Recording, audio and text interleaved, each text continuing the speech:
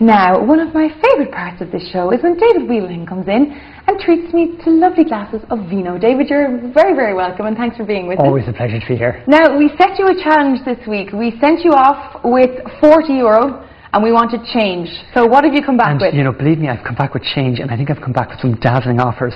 And I thought the first thing to come back with was a nice bottle of sparkling wine, which is a challenge when you've got a low budget. But this one is actually in a Super Quinn sale, and it's €9. €9? €9 for sparkling wine, which is amazing because the duty on this bottle alone is €4, and then the VAT is another 20%. So if you work it back, there's not a lot going to the winery itself. So at €9, it's going to deliver serious value if you like what's in the bottle, and I think you will, because I'm well familiar with this one. And this is a sparkling wine from the Loire Valley. And the Loire, when they make sparkling wines in the Loire Valley, they call them Cremant de Loire, and it's just a sparkling style of wine. So it's not a champagne because it's coming from the Loire Valley, but what you get is a very champagne-styled wine, and you see brut there, meaning extra dry. So for all intents and purposes, if you wanted to pour something like a champagne and you didn't want to pay champagne price, a good Cremant is the option, because Prosecco at the moment is the real trendy one. Yeah, I was going to say, Prosecco has really taken off, you know, and especially I think over Christmas. it is, and I think everyone's loving saying Prosecco, but it's kind of, if I was to summarise it, Prosecco is like a musical, like the sound of music. It's soft and it's fruity and it's very easy, and this is a lot more serious. Like a Cremant is a lot more serious, and it's much more of a food wine, and it's much more akin to champagne. So you're getting a lot more kudos if you're saying you're drinking Cremant. I think so. You know, in terms of the flavour profile, but equally I do allude to the fact that Prosecco it's lovely to say Prosecco, and I'm a great fan of everything Italian as well, to be said. So there, lovely little pop there. Now, you were telling me last year that there's a new way to pour a champagne or a sparkling wine. That's right. Well, the professor of champagne, imagine being the professor of champagne in Reims University, came up with this technique, and it seems incredible that they spent many months studying it. But what they're saying is you actually pour champagne or sparkling wine like a beer, basically letting it roll down the side of the glass. And if you do it like this, it'll actually preserve the fizz in the wine itself. So you'll see the bubbles percolating up to the top. Sure. You see, that's actually an example of a glass that hasn't been terribly well cleaned. Actually, it's worth holding that up to the camera. If the glass hasn't been terribly well cleaned, all the little bubbles stick to the side of it there. So they're like little beans from beanbags. So make sure you get the properly clean glasses. I can just see this one here is shiny, so we'll see the difference here now. But I mean, when you do say pour it like a beer, it sounds crazy. It sounds crazy, and you can just see the bubbles there percolating up the surface there. Beautiful, aren't they? Absolutely wonderful.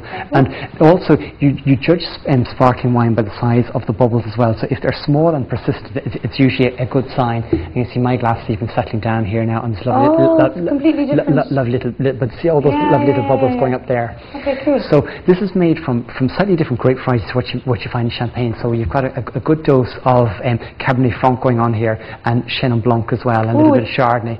It's real sparkly, isn't it? Real, because I haven't been drinking Prosecco, and it's a lot more. There's a lot more to that, isn't it? If there is, it's a lot more complex.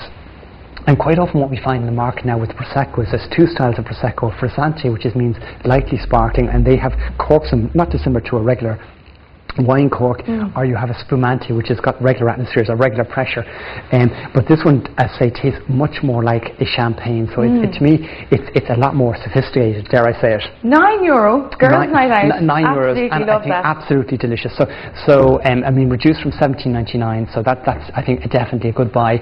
And now this is a dangerously lowly priced bottle of wine, dare I say it. How much is this? This is €6. €6. And it's got a great variety on the side of it, and that we typically don't encounter too much. And yet, I mean, I was just actually Googling it, because I mean, I've heard of Uni Blanc, of course, but its relevance in the wine community is not terribly high. But yet, if you Google it, you'll find that it's the most widely planted grape in France, which is incredible. So it's a blending grape in the south of France. Right. And typically you find around the Côte de Gascogne, where they make really some quite interesting wines, blending it with Colombard and Chardonnay. And how do you find that? Oh, it's real light. Yeah, it's light and fruity, and kind of, I know I always use the word green. Yeah, and it sounds silly, but no, it's very appropriate though for white wine, because what we're talking about green, it typically means fresh. So on the label it's saying it's the Uni Blanc grape, and it's Vieillevin, which just means old vines. It's not telling us too much. It's just saying Vin de France, so it's just coming from anywhere in France, but we know it's coming from south of France, and it's the 2009 vintage.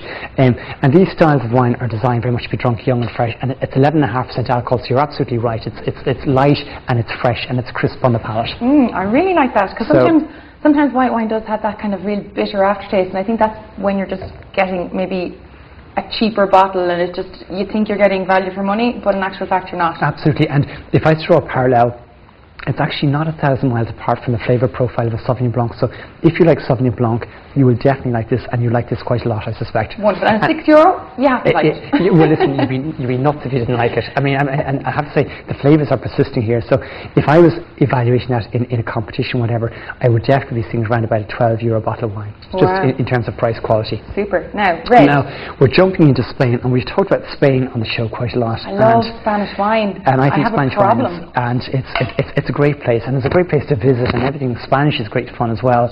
And I'm a great fan of the Garnacha grape. And this one is coming from an area in northern Spain, not too far away from Rioja. So if you're visiting Rioja, you can literally drive, it's about an hour away. It's called Campo de Borja, and you'll see on the side of the bottle, it's the Garnacha grape and it's Syrah grape. And I know the blend here, it's 85% Garnacha and it's 15% Syrah.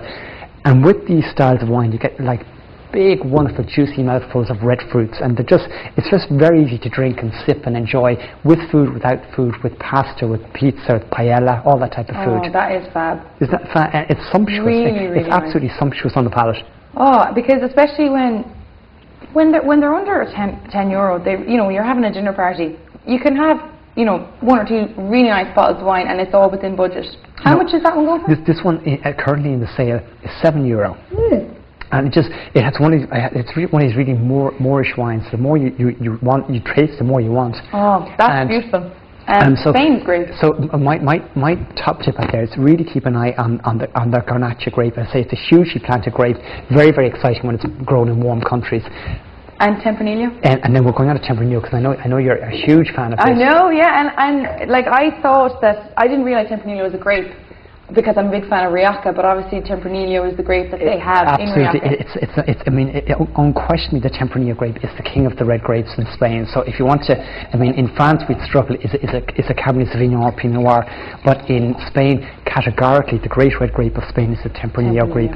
And this is coming from Valdepeñas, which is in the south of Spain, and Vina Valley, it's a very big producer, but year in, year out, they make a great wine. It's got a little bit of oak in it, and what you get is lovely bright red fruits, a little bit of spice, a little bit of vanilla coming in, and once again this will work wonderfully with food, and it'll be just a delightful wine, a little bit more structured, but maybe a little bit less fruit. How did you find that one? It's really, really nice, and I am, as I said, a fan of Tempranillo, but I have to say that the earlier one, for me, I prefer it.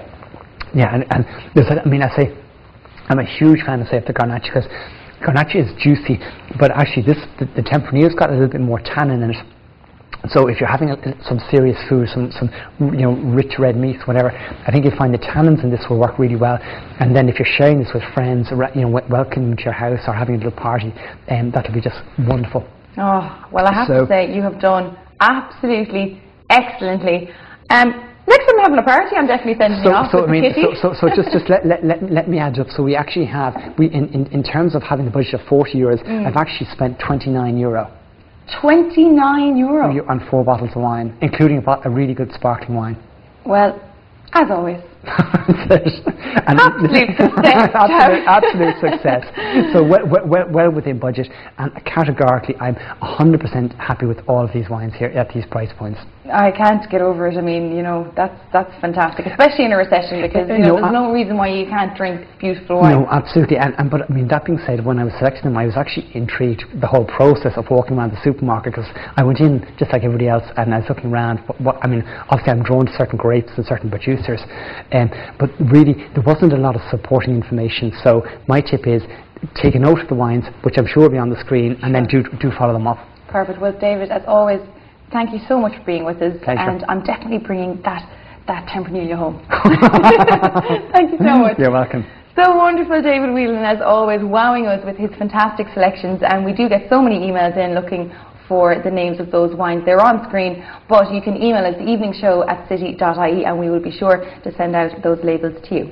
Now we're going to take a quick break. Still to come, we're talking showbiz gossip with Melanie Finn from the Evening Herald. See you in part 2.